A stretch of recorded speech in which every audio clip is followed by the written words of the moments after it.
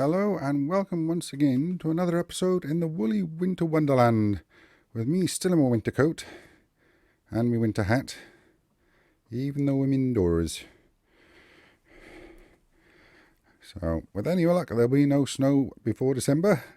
Well, that's for me as a miserable old codger, but for many of you out there probably hope for different.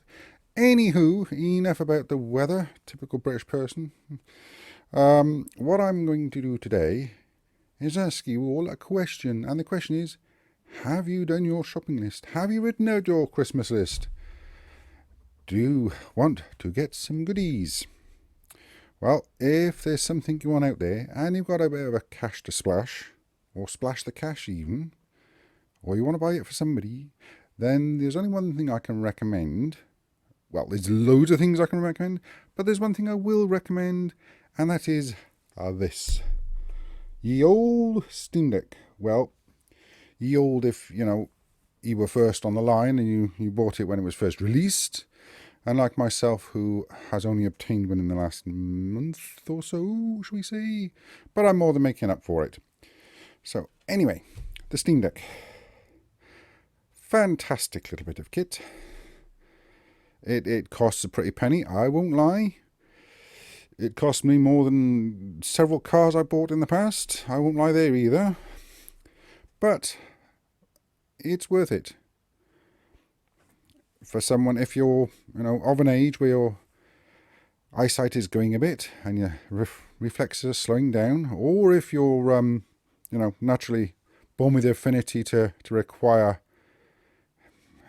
mechanical aid in the way of, glasses, because you can't see for crap because your eyesight's shot to rubbish, then like me, perhaps you would have not bothered with games consoles in the way of handheld gaming. When I was younger, I used to play handheld games, and unfortunately, the screens are very, very tiny. They're very tiny indeed. The newer they got, the smaller they got. And, being more an Xbox or a PlayStation gamer, once I went beyond the Dreamcast, once I went beyond ye oldie 15 minutes later. Yes, one of these, otherwise known as Nintendo DS. Whether it's 2DS, 3DS, Game Boy Advance. Not that I, had to remember what they actually were, because it's been that so long since I played on a Game Boy. This one was last in question, which I wasn't even holding. I can't even remember if it's the right way up. Upside down, right way up. Either way, the old Game Boy, Nintendo, handheld. Screen's too small, unless you was into the Game Gear.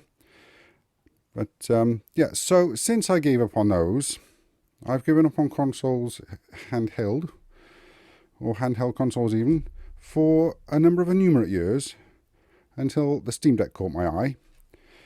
And it was a case of, well, it's a fair amount of money, and I'm not even going to go on about the Switch, because let's be honest, if you're into, let's just say for the politeness' sake, Nintendo isn't really my game style when it comes to, types of games on the consoles. So when the Steam Deck came along, I thought, well, it's very, very expensive, but I do like my gadgets and my tech, even if I'm not very good at it. So I went out on a limb and bought one, and I've got to say I'm not looking back since. Now, one of these bad boys will set you back. 64 gig is the smallest hard drive, for like 50 quid, 200 quid more, depending on where you go. And if you're lucky enough to strike a deal on a second-hand one, you can double that, or double it again, up to 256, or even bigger once you get an SD card in. 512 gig card is in mine, which is very, very nice. And you're away. And you might think you've got a limited amount of games you can play on it. You couldn't be further from the truth. I myself have been playing Fallout 76 on it. I would show you, but one of the things I have found with my limited technology at the moment is, unfortunately, as I use OBS for my videos, and my Steam Deck is linked to my Steam account, I cannot run my PC OBS at the same time as playing on the Steam. So that is the only limitation. You know, maybe I suggest if you're going to do that, you have a different account, but then you can't link your Steam games. And I'm not going to go into detail on how many Steam games I have, but I wouldn't want to get them all over again. And that is one aspect that makes the Steam Deck, in my eyes, immeasurably better than any other games console out there or that will be coming out, because you can play, within certain limitations, pretty much any game. Well, if it's on your Steam on your PC, you can play it on the Steam Deck if it's compatible. And most of them that say they aren't compatible, the ones that I've come across so far have been. Again, Fallout 76 says it's not really compatible. Plays like a dream. Actually plays better than on a friend's PC that I know of, and there's crashes all the time, and I run it smooth on the Steam Deck. Along with, you know, various games. I mean, I can show you the list if I can. But, there we go. Yeah, so, various games. I'm not going to go too far down the list because, you know, I'm going to keep this as PC as possible. But everything from platformers, you know, Shantae, Mega Drive games, which I did sort out the glitch so I can actually play it now. Seron Kugura. And yes, I mean, I have installed so far my Steam Deck 38 games, 43 games that say great on Steam Deck, and